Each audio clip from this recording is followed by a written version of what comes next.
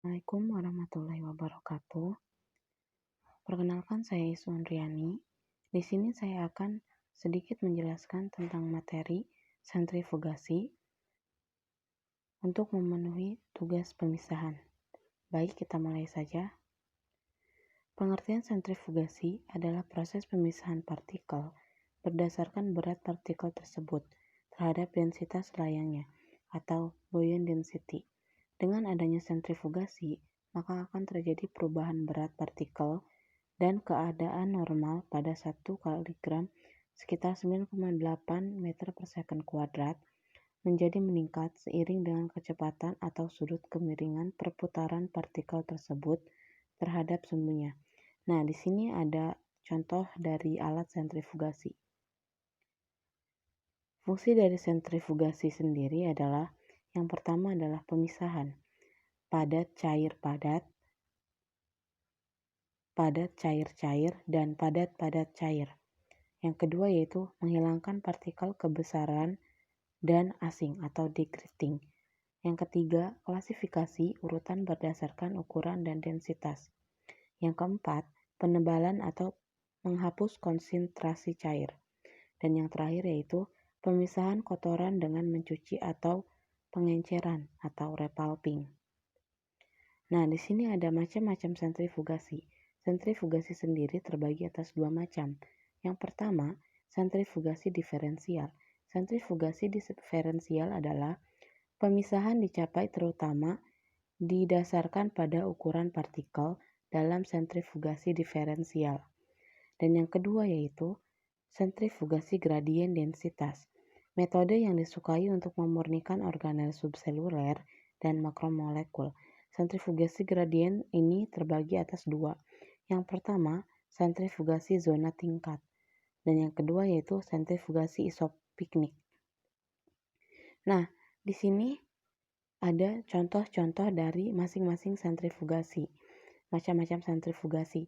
Ada sentrifugasi diferensial, di sini ada contoh gambarnya. Ada juga contoh gambar dari sentrifugasi zona tingkat dan sentrifugasi isopiknik. Bisa dilihat di sini ada beberapa perbedaannya. Selanjutnya yaitu prinsip pemisahan dari sentrifugasi.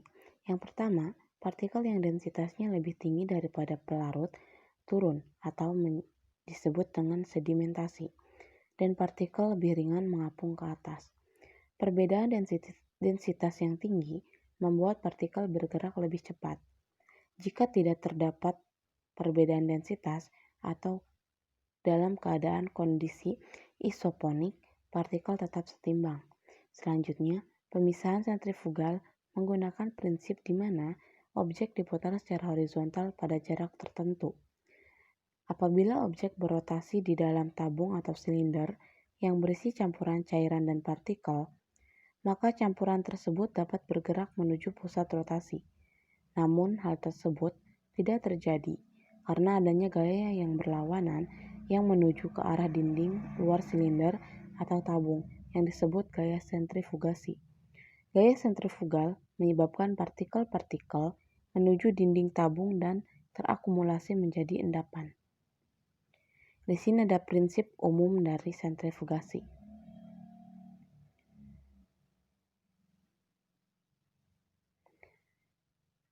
Selanjutnya yaitu contoh percobaan sentrifugasi. Di sini saya mengambil contoh dari analisis sifat fisik dan kandungan gizi produk krim susu menggunakan teknologi sentrifugasi. Di sini alat dan bahan yang digunakan adalah, untuk alatnya sendiri adalah digunakan pada penelitian ini adalah set centrifuge conical disk Alfa Laval MEB 103B 2450420151 Spanyol sebagai alat untuk sentrifugasi. Moisture balance Shimadzu tipe MOC 120H Jepang untuk mengukur kadar air, piknometer untuk mengukur densitas, viskometer NDG 1S Tiongkok untuk mengukur viskositas, conductivity meter KDD Elektronik Tiongkok, pemanas ohmik untuk mengukur titik didih, neraca analitik, termometer, kompor, dan glassware. Bahan yang digunakan pada penelitian ini adalah susu segar. Nah, di sini ada rangkaian mesin sentrifugasi. Dalam keterangan pada gambar ini adalah nomor 1 itu bak penampung susu. Nomor 2, keran. Yang ketiga itu inverter. Yang keempat, tempat keluar krim. Yang kelima, tempat keluar susu skim. Dan yang keenam itu adalah motor penggerak. Ini adalah rangkaian mesin dari sentrifugasi. Metodologi yang dilakukan adalah susu segar dikeluarkan dari penyimpanan, lalu dilakukan pengukuran densitas. Selanjutnya, dilakukan preheating dengan suhu 30, 40, dan 50 derajat Celcius di atas kompor. Alur proses sentrifugasi susu dilakukan pada rangkaian alat sesuai gambar 1. Setelah itu, susu dimasukkan ke dalam bak penampung sebanyak 3 liter. Selanjutnya, dialirkan menuju mesin sentrifugasi melalui selang yang dihubungkan oleh keran. Mesin sentrifugasi ini dapat diatur kecepatan putarannya selama proses sentrifugasi dengan inverter sesuai kecepatan perlakuan. Selanjutnya, susu dan krim hasil sentrifugasi akan keluar dari mesin melalui jalur yang ditunjukkan. Nomor 4 dan 5. Mesin ini digerakkan oleh motor listrik tipe 3 fasa. Nomor 6. Pengujian kadar lemak menggunakan metode Soklet AOAC 2005 dan pengujian kadar protein menggunakan metode jedal Sudah Remaja 1989. Nah, di sini adalah contoh dari diagram hasil dari penelitian yang sudah dijelaskan. Diagram pertama yaitu diagram menunjukkan densitas susu setelah sentrifugasi.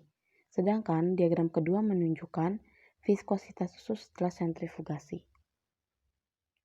Kesimpulan dari presentasi ini adalah sentrifuge atau sentrifugasi cukup efektif digunakan untuk memisahkan suatu larutan dari suspensi cairan yang memiliki massa jenis berbeda. Terima kasih atas perhatiannya, kurang lebihnya mohon maaf. Wassalamualaikum warahmatullahi wabarakatuh.